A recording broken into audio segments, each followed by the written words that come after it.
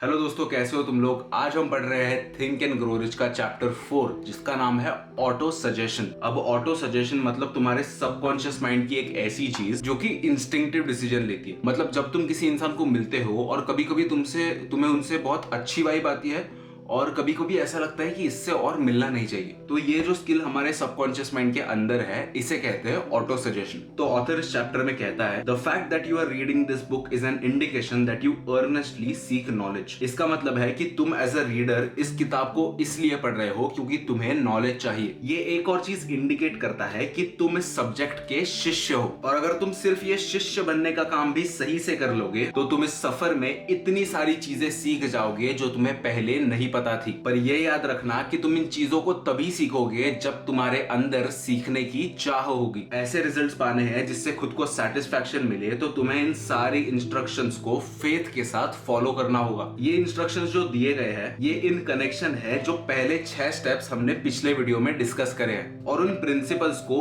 इस चैप्टर के साथ ब्लेंड करा गया है। तो चलिए इस फ्रेमवर्क को ध्यान से समझते हैं। First, go into some quiet spot, preferably in bed at night where you will not be disturbed और इंटरप्टेड। अपनी आंखें बंद करिए और इस सेंटेंस को बार बार रिपीट करिए। तुम्हें यह बोलना है कि तुम कितने पैसे कमाने की इच्छा रखते हो, उस पैसे को तुम कितने टाइम में कमाओगे और एक ऐसी सर्विस का डिस्क्रिप्शन जो तुम्हें इन पैसे को कमाने के लिए मदद करेगा। जैसे ही तुम इन चीजों को बार बार करना शुरू करोगे ऐसे समझो कि तुम्हारे पास वो पैसे ऑलरेडी आ गए हैं। एग्जाम्पल के तौर पर ये मान लेते हैं कि तुम $50,000 कमाना चाहते हो एंड ऑफ जनवरी तक। तुम उसे अगले 5 साल में कमाना चाहते हो और तुम इस पैसे के बदले पर्सनल सर्विसेज देने की इच्छा रखते हो जो कि होगा एक सेल्समैन की कैपेसिटी में। तुम्हारे पर्पस का रिटर्न स्टेटमेंट इस चीज से सिमिलर होना चाहिए। By the first day of January 19th I will have in my possession $50,000 which will come to me in various amounts from time to time during the interim. In return for this money, I will give the most efficient service of which I am capable,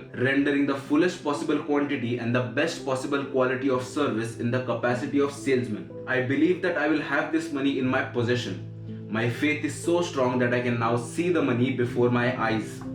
I can touch it with my hands and it is now awaiting to transfer me at the time, and in the proportion that I deliver this service I intend to render in return for it. I am awaiting a plan by which to accumulate this money. I will follow that plan when it is received. इस चीज को अगर तुम्हें English में लिखना है तो तुम इंग्लिश में लिख सकते हो या इन सारे शब्दों का हिंदी में अर्थ निकाल के इसका एक हिंदी वर्जन भी बना सकते हो। बस मैटर ये चीज करती है कि तुम हर रोज खुद को ये चीज दोहराओ। Repeat this program night and morning until you can see in your imagination the money you intend to accumulate. Place a written copy of your statement where you can see it night and morning and read it just before retiring and upon arising until it is being memorized. Author कह रहा है कि इसकी एक return copy तुम्हारे room के दीवार पे लगा दो जिससे जब भी तुम उठोगे और जब भी तुम सोने जाओगे और उसके बीच का ऑलमोस्ट हर टाइम तुम्हें वो चीज दिख रही होगी। याद रखो कि तुम इन इंस्ट्रक्शंस को फॉलो करके ऑटो सजेशन की एबिलिटी अपने अंदर बढ़ा रहे हो। ये इंस्ट्रक्शंस पहले थोड़े से अलग लगेंगे पर इन्हें तुम्हें डिस्टर्ब करने का चांस मत दो। इन इंस्ट्रक्शंस को फॉलो करो भले वो कितने ही इम्प्रैक्टिकल या अनरियल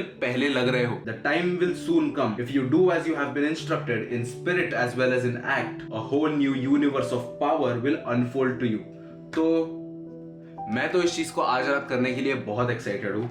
मैं ये उम्मीद करता हूँ कि तुम भी इसका एक हिंदी या इंग्लिश वर्जन अपने लिए बना लोगे और इसे प्रैक्टिस करना शुरू कर दोगे, क्योंकि हम जो ये किताबें हर रोज पढ़ते हैं अगर इसका इफेक्ट हमारी रियल लाइफ में आया नहीं तो this is just knowledge learned and not applied. तो मैं उम्मीद करता हूँ कि आज जो भी हमने समझा है उसे आप भी घर पे अप्लाई करोगे। इसी के साथ हमारे चैप्टर 4 का अंत होता है थिंक एंड ग्रो रिच का। अगर तुम्हें ये बुक पसंद आई हो और इसकी फिजिकल कॉपी तुम खरीदना चाहते हो तो Amazon का लिंक मेरे बायो में है। और अगर चैप्टर 5 पढ़ने के लिए तैयार हो तो कल ग्रो विद विक्रांत पे जुड़ना बिल्कुल मत भूलना।